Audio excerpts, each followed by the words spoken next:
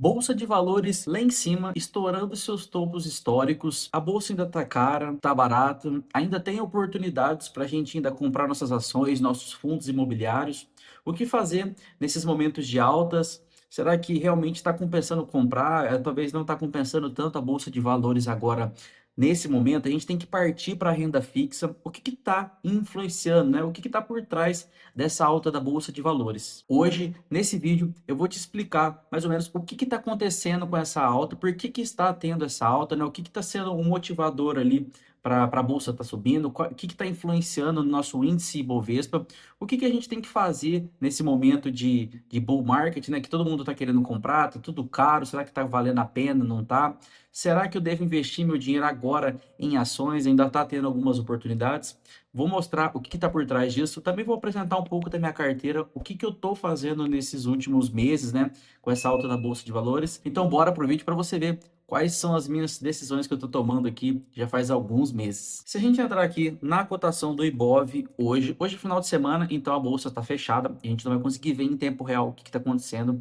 Mas se a gente olhar aqui nos últimos 5 dias, teve até uma leve queda da Bolsa de Valores, mas se a gente olhar a longo prazo, no último mês a Bolsa subiu 8,58, nos últimos 6 meses a Bolsa subiu 35%, e se a gente comparar ali desde o começo do ano, ali desde 2 de janeiro até hoje, dia 19/4, a Bolsa já subiu 21%, pegando no prazo de um ano fechado, a Bolsa meio que dobrou de tamanho, foi para 50% de alta. E o que influenciou essa alta da bolsa de valores? Se a gente olhar aqui o gráfico ao longo do prazo, a gente sempre vê que a bolsa, ao longo do tempo, ela vai aumentando. E isso que a gente tem que ver. O primeiro aprendizado aqui desse vídeo que a gente tem que ter em mente é que todos os investimentos que a gente vai fazer, seja em ações, seja em fundos imobiliários, aqui baseado na renda variável, né? A gente precisa pensar a longo prazo. Não vai ser em um mês, não vai ser em 2 meses, não vai ser em 6 meses, nem um ano que a gente vai ter um retorno real e absoluto dos nossos investimentos. A gente sempre tem que pensar a longo prazo. Beleza, Gabriel, entendi então que a bolsa deu uma crescida aí nos últimos anos, né, nos últimos 6 meses, mas o que está influenciando aí essa alta da bolsa? Eu vou pegar aqui esses dados aqui para vocês, que é o fluxo de investimento da B3. Não só a gente, aqui pessoas físicas, né, que somos pequena parte aqui da bolsa de valores, que a gente compra algumas ações que movimentam o mercado. Esse gráfico, inclusive com essas outras informações, vocês conseguem ver que quem que investe na bolsa de valores. Então somos nós, pessoas físicas, mas também tem os institucionais, as instituições financeiras e aqui o maior influenciador da nossa alta, da nossa queda da bolsa de valores, que são o capital estrangeiro, as pessoas de fora que investem no Brasil. Se a gente olhar aqui nos últimos dias, vamos pegar aqui por exemplo, teve uma alta expressiva de entrada de capital estrangeiro na nossa bolsa. E isso faz com que a nossa bolsa, sim, suba. Se a gente pegar aqui lá para o dia 24/3, entrou 1 bi, mais dia 25, mais 1 bilhão, dia 26 teve uma pequena saída, mas vocês podem ver que estão nos aportes bem expressivos na nossa bolsa. Se a gente pegar aqui no dia 9/4, 10 dias atrás aqui do que eu estou gravando esse vídeo, teve uma entrada de capital estrangeiro de 8,3 bilhões de reais. Então, isso é um dinheiro que influencia, mas o porquê, né? O que está por trás desse capital estrangeiro estar entrando no Brasil? A gente está acompanhando os noticiários já faz algum tempo, alguns meses, né? Que já está acontecendo a guerra lá no Oriente Médio. Então, com essas incertezas que tem lá fora, as pessoas que têm dinheiro dos investidores, né? A gente fala estrangeiro, mas não só pessoas dos Estados Unidos. O Brasil, é o mundo inteiro, pessoas da África, da Ásia, da Europa, acaba que vê o Brasil como um refúgio muito bom. Mesmo diante de alguns problemas que a gente tem aqui no Brasil, ainda está sendo um país mais tranquilo. A gente não está envolvido em nenhuma guerra, nenhum conflito mundial. Então, mesmo sendo um país emergente aqui o Brasil, a gente ainda, pessoas de fora ainda tem uma segurança, um porto seguro muito bom aqui no Brasil. Então, taxas altas, pagando 15, 14,75% aí de juros, né? Que a nossa taxa Selic está bem alta, a inflação pagando bem. Comparado com os outros países, o Brasil ainda está pagando muito bem, ainda está compensando. Então, o estrangeiro, sim, ele vem para cá, aporta é pesado, porque ele consegue ter a garantia dele, tendo bons rendimentos, boas oportunidades, seja na renda variável com algumas ações. O Brasil, na nossa bolsa, o nosso mercado ele é muito ineficiente. Então, existem ainda assim, empresas descontadas. Diferente se a gente fosse investir no SP 500 lá fora, nos Estados Unidos, que a bolsa lá não tem tanta variação de cota. Lá a gente não tem tantas oportunidades de entrada, igual aqui a gente tem no Brasil, que a gente faz alguns valuations, a gente consegue entender o preço teto daquela ação e ver se é uma oportunidade ou não. Lá as margens são poucas, então ele olhando aquele capital um pouco apertado para poder entrar e olhando aqui com várias oportunidades, eles vão vir para cá e por isso que a gente olha com aportes estrondosos de 2,4 bi, 2,6. Teve algumas retiradas sim, mas se a gente somar aqui o total, a gente vai ver que a entrada de capital estrangeiro foi maior que da saída e com isso influencia sim aqui na nossa bolsa. Tem um gráfico muito legal que eu gosto de entrar aqui, se você digitar no Google assim, a PL da bolsa, as nossas ações que a gente investe também existem os PLs, né? São os indicadores.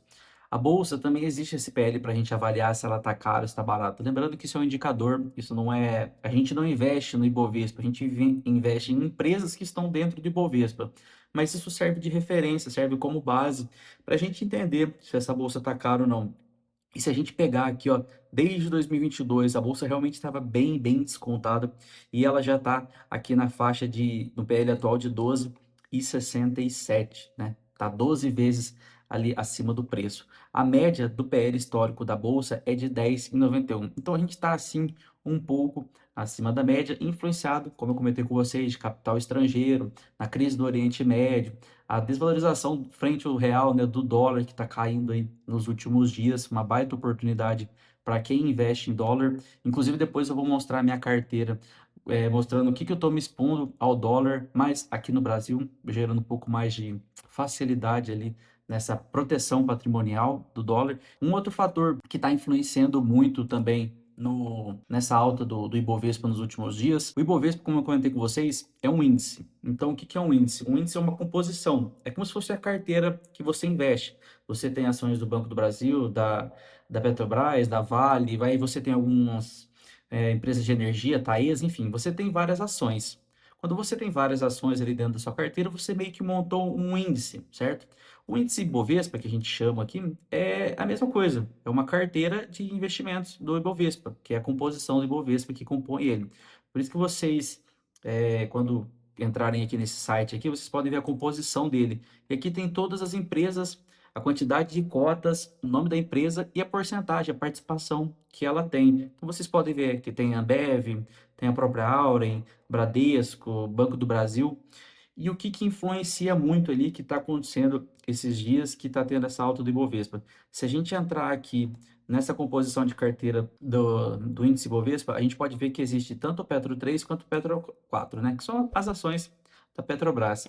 E elas se representam aqui, se a gente fazer essa somatória, vai dar mais ou menos uns 12, quase 13% do índice Ibovespa é a Petrobras. E com essa crise lá no Oriente Médio, com o fechamento, aí abertura, fecha de novo, do Estreito de Hormuz, isso influencia muito na cotação do Brent, que é o índice de referência do petróleo bruto, que é negociado mundialmente. Esse é uma commodity que a gente chama.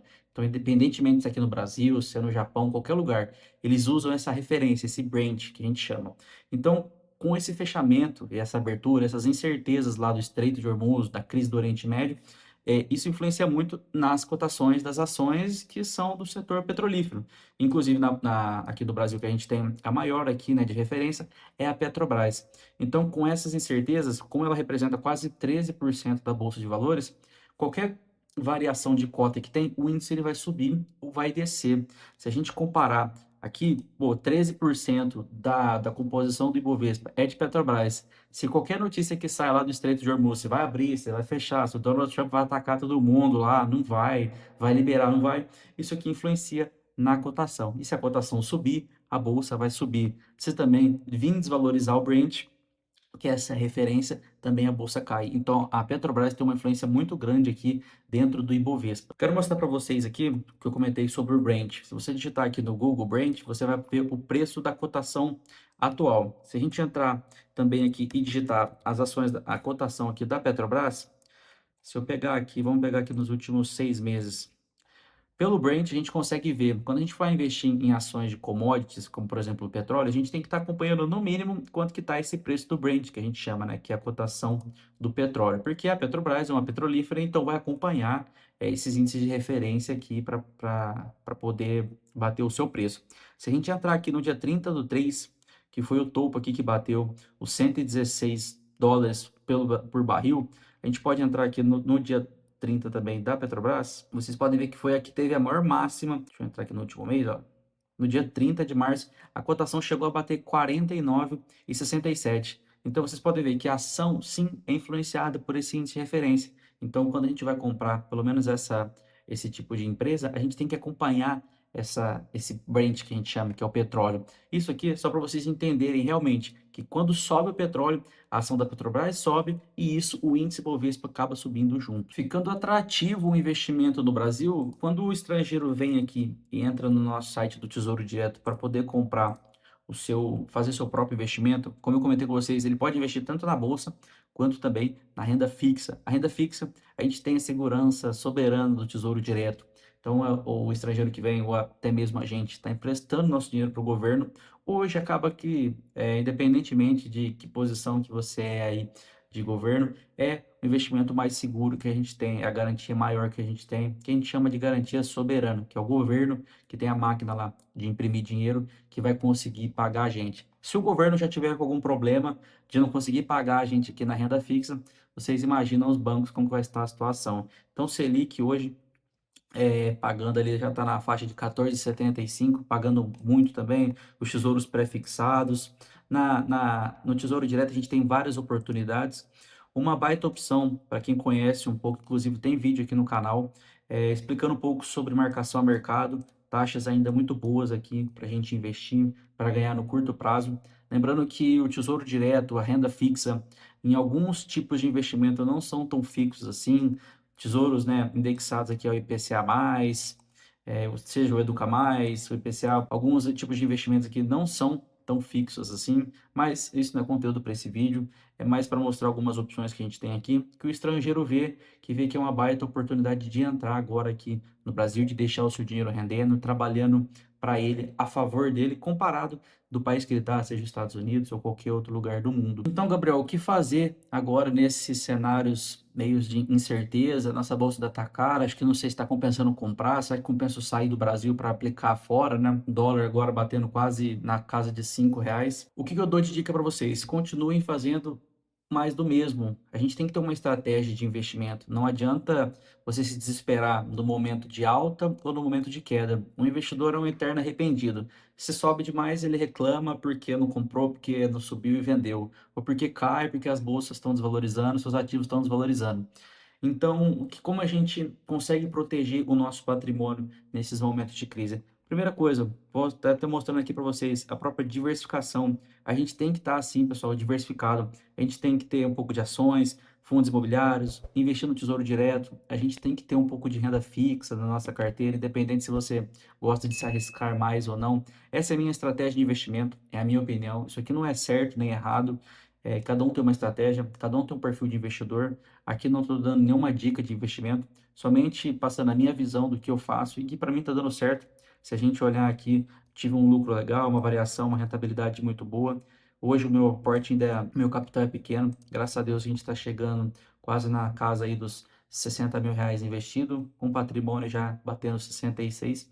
Isso aqui é fruto de uma diversificação, isso aqui é fruto de aportes mensais. A gente tem que separar sim o nosso dinheiro todo mês, separar nem que fosse 50, 100, R$ 200. Ah, esse mês veio uma bonificação, veio um 13º, veio férias, aporte um pouquinho mais. Pense, como eu comentei com vocês aqui, a longo prazo, é isso que vai te dar o retorno. Então, juntamente com essa diversificação, será que eu estou fazendo, né, nesse momento? Já que as ações, se a gente entrar aqui, tá tudo verdinho, né? A gente pega aqui as ações, a variação aí a gente está tendo de 23% e uma rentabilidade de 36%. Será que ainda tem algumas opções? A gente pode ver que tem empresas aqui batendo 60%, 32%, 10%. Nesse momento, o que eu estou fazendo agora é investindo um pouco mais nos meus aportes em fundos imobiliários. Estou aumentando um pouco as minhas exposições ainda a alguns fundos imobiliários.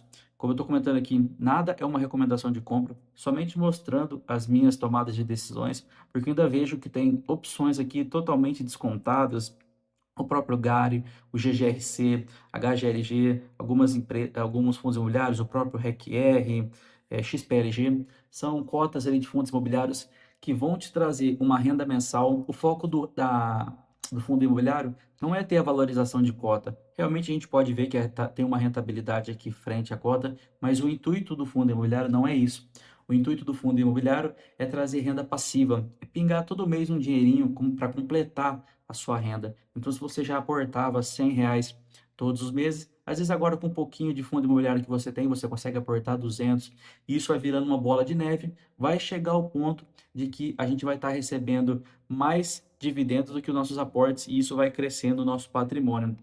Se eu entrar aqui na parte de proventos para vocês verem, todo mês a gente está tendo essa média legal de dividendos. No último mês aqui, a gente teve uma discrepância muito legal aqui de dividendos. A gente teve R$ 513 só de proventos. Então, se eu aplicava 500 mais 513, o meu aporte na realidade virou R$ 1.000. No mês 2 a gente teve 124, no mês 1, 155, uma média aí mensal de 174. Pus aqui uma meta de R$ 200. Se Deus quiser, a gente vai conseguir atingir. Como eu comentei com vocês, isso aqui é fruto de diversificação, de dividir, né, todos os ovos, não colocar tudo numa cesta só, para a gente não ter nenhum problema. E o meu foco agora é nos fundos imobiliários, que eu estou vendo que ainda tem algumas oportunidades. Tem algumas empresas que estão dando alguns descontos, mas a gente tem que olhar um pouco mais a fundo, fazer um valuation mais com calma, tentar entender o preço teto para poder fazer bons aportes. Estou protegendo meu patrimônio aqui, como eu comentei com vocês, em ETFs no IVVB11. Não vou explicar muito aqui, mas é como se a gente, explicando aqui, a gente tem um índice Bovespa, é como se a gente estivesse investindo nesse índice lá fora, no S&P 500, que são as maiores 500 empresas que tem lá na Bolsa dos Estados Unidos. Um preço médio meu também está bem legal aqui, deu uma queda legal, protegendo meu patrimônio, dolarizando meu patrimônio. O intuito aqui não é ganhar dividendos, mas sim somente proteger o meu patrimônio. Criptomoedas teve uma queda recente também aqui, consegui fazer um pouco mais de aportes na parte de cripto e como eu comentei com vocês, a diversificação, a gente diluir um pouco o nosso dinheiro para não concentrar tudo e não ter nenhum problema. Caso venha uma alta expressiva e a gente fica meio fora e também uma queda e a gente perca algumas oportunidades. Muito bem, pessoal, é isso. Eu espero que vocês tenham gostado, tenham entendido o que está acontecendo com a bolsa, se é o momento certo de entrar ou não. Comenta aqui embaixo o que você está fazendo, se você está comprando os fundos imobiliários, se você está comprando ações, se você está deixando o seu dinheiro quietinho lá rendendo no CDB, que é uma baita opção também, deixar o seu dinheiro quietinho lá, como uma reserva de oportunidade, ou começar a criar a sua reserva de emergência, se você ainda não criou, que isso é importantíssimo. Comenta aqui, eu quero saber de verdade o que vocês estão fazendo, para a gente trocar essa ideia, fazer um bate-papo aí, eu acho isso muito legal. Continue acompanhando os vídeos do canal aí, muito obrigado, não se esqueça de se inscrever e curtir aqui embaixo, que me ajuda demais. Deus abençoe muito vocês, muito obrigado.